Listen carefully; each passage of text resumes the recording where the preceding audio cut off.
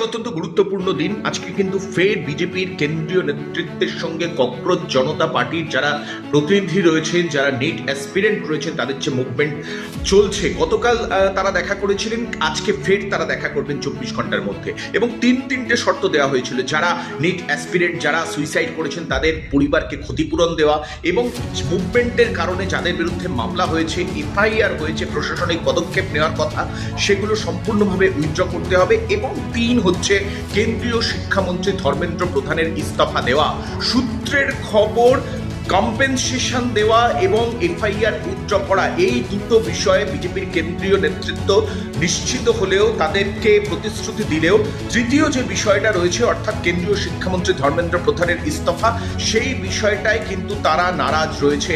সূত্রের খবর তেমনটাই। এবং এই পরিস্থিতিতেই কিন্তু আজকে ফের ককরোচ জনতা পার্টির প্রতিনিধিদের সঙ্গে বৈঠকে বসতে চলেছেন বিজেপির কেন্দ্রীয় নেতৃত্ব। নজর থাকবে সেদিকে কি হবে।